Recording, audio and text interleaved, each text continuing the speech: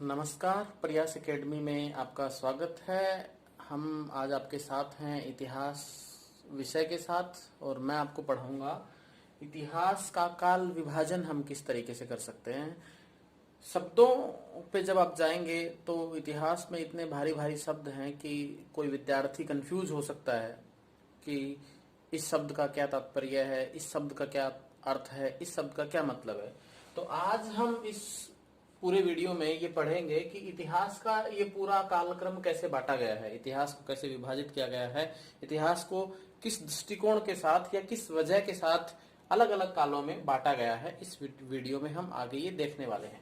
तो जहां आप देख पा रहे हैं, इतिहास को मूलतः तीन भागों में, प्राग ऐतिहासिक काल, आध ऐतिहासिक काल और ऐतिहासिक काल में बांटा गया है। ये विभाजन इस आधार पर किया गया है कि जो इतिहास की जानकारी के स्रोत हमें मिले हैं, मूल रूप से जो स्रोत हम पढ़ सकते हैं, अर्थात पांडुलिपियां, ताम्रलिपियां, पुस्तकें, अभिलेख, शिलालेख, इन सब चीजों के आधार पर इसे बांटा गया है।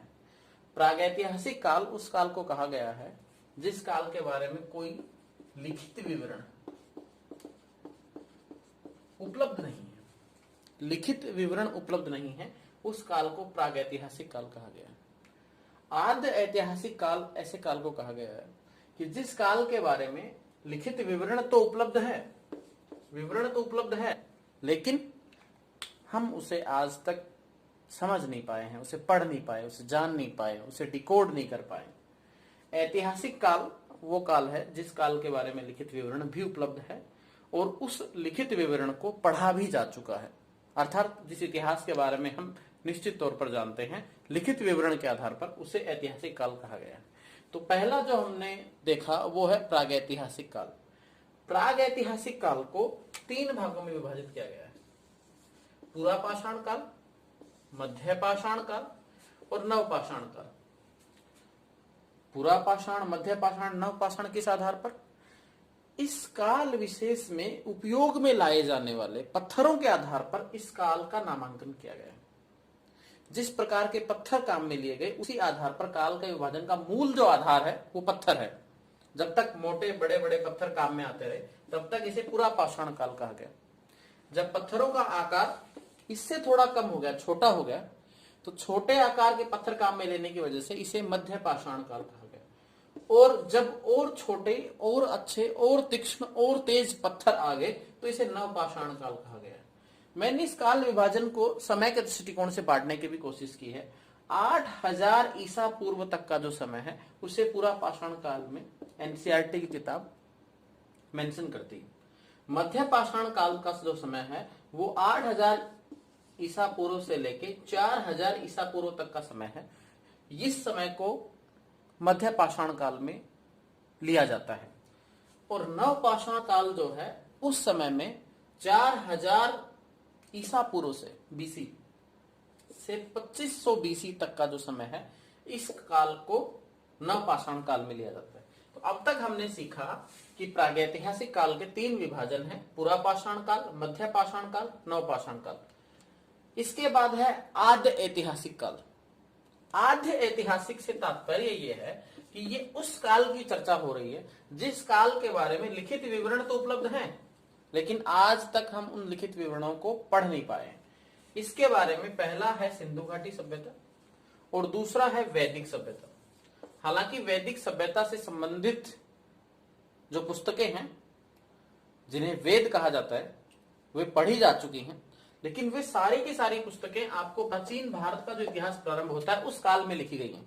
इस काल की लिखी हुई किसी पुस्तक के बारे में पढ़े जाने के बारे में जानकारी नहीं है, इसीलिए इसे भी आद्य ऐतिहासिक काल में रखा गया है। आद्य ऐतिहासिक काल का पहला काल है सिंधु घाटी सभ्यता का, जिसे हम सैंधव सभ्यता कहते हैं। सिंधु नदी के किनारे हड़प्पा, मोहनजोदड़ो, लोथल, कालीबंगा, धोलावीरा, जितने भी सिंधु घाटी सभ्यता के स्थल है, उन सारे स्थलों का जो अध्ययन है वो हम आद्य ऐतिहासिक काल में सिंधु घाटी सभ्यता के अंतर्गत करते हैं।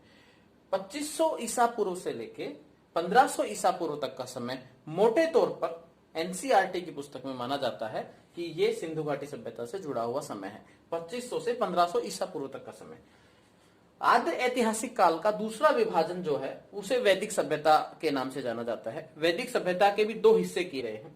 पहला ऋग्वैदिक काल जो कि 1500 ईसा पूर्व से 1000 ईसा पूर्व तक है, और दूसरा उत्तर वैदिक काल जो कि 1000 ईसा पूर्व से 600 ईसा पूर्व तक है।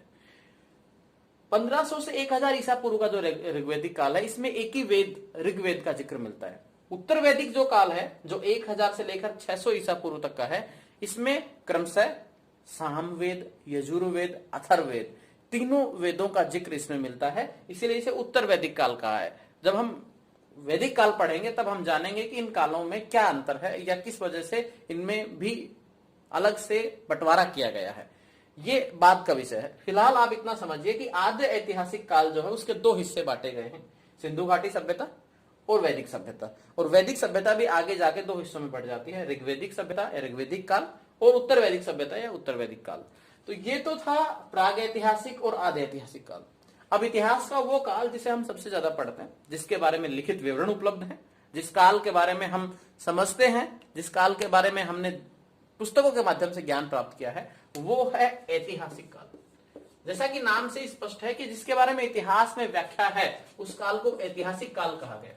कौन कौन से ऐतिहासिक काल है? प्राचीन भारत का इतिहास 600 ईसा पूर्व से लेकर 712 ईस्वी सन तक, यहां समय बड़ा महत्वपूर्ण हो जाता है, क्योंकि इस समय के बाद हमें तिथि के बारे में या सन के बारे में जो हमारी जानकारी थी वो बेहद सटीक हो गई। सटीक जानकारी से क्या तात्पर्य है? हम जानते हैं कि 600 बीसी 600 ईसा पूर्व वो समय है जब भारत में दो महान धर्म, बौद्ध धर्म और जैन धर्म का उदय हुआ। उसके साथ साथ 712 ईस्वी जो है वो एक ऐसे समय को इंगित करती है जब भारत पे पहला मुस्लिम आक्रमण हुआ। तो ये जो समय रेखा है ये प्राचीन भारत के लिए मानी गई है समय रेखा। मध्यकालीन भारत जो है उसे कहा गया है 712 ईस्वी, यानी कि बिन कासिम, मोहम्मद बिन कासिम के आक्रमण की तिथि से लेके और 1707 ईस्वी यानी कि औरंगजेब की मृत्यु तक के समय को मध्यकालीन भारत में लिया गया है। इस बात पे काफी वाद विवाद है कि क्या तिथि मानी जा सकती है मध्यकालीन और आधुनिक भारत के बीच में, लेकिन इतिहासकार मोटे तौर पर इस बात पर सहमत हैं कि औरंगजेब की मृत्यु एक ऐसा काल था, एक ऐसा समय था जब भारत में एक नई शक्ति, जिसे हम ब्रिटिश शक्ति कह रहे हैं, उसका उदय हुआ और मूलतः 1707 में मुगल साम्राज्य का पतन तेज होने लग गया। पतन हो गया ऐसा कहना गलत शब्द होगा, तेज हो गया पतन औरंगजेब की मृत्यु के साथ। तो ये था मध्यकालीन भारत। आधुनिक भारत जो है वो 1707 में औरंगजेब की मृत्यु के बाद माना जाता है। ईस्ट इंडिया कंपनी आ चुकी थी भारत में इससे पहले, और 1964 तक मोटे तौर पर भारत के इतिहास की व्याख्या आधुनिक भारत के तौर पर की जाती है। वैसे आप जो आज पढ़ रहे हैं वो भी आधुनिक भारत के इतिहास का हिस्सा ही है। जो आज घटित हो रहा है, आज की जो घटनाएं हैं वो भी आधुनिक भारत के इतिहास का हिस्सा है। तो मोटे तौर पर आप समझिए इतिहास के तीन हिस्से, प्रागैतिहासिक, आद्यैतिहासिक, ऐतिहासिक। प्रागैतिहासिक काल के तीन हिस्से, पुरापाषाण, मध्य पाषाण और नवपाषाण। आद्य ऐतिहासिक के तीन हिस्से, सिंधु घाटी सभ्यता, वैदिक सभ्यता के दो हिस्से, ऋग्वैदिक और उत्तर वैदिक। और उसके साथ साथ ऐतिहासिक काल के भी तीन हिस्से, प्राचीन भारत, मध्यकालीन भारत, आधुनिक भारत। यहां से हम अपनी इतिहास की क्लास की शुरुआत कर रहे हैं। अगली क्लास में मिलेंगे आपको इतिहास के प्रागैतिहासिक काल, पुरापाषाण, मध्यपाषाण और नवपाषाण के बारे में ज्यादा जानकारी के साथ। तब तक के लिए आपसे विदा चाहता हूं। धन्यवाद। जय हिंद। पढ़ते रहिए प्रयास एकेडमी के साथ। डाउनलोड कर लीजिए हमारा ऐप। फिर मिलते हैं। धन्यवाद।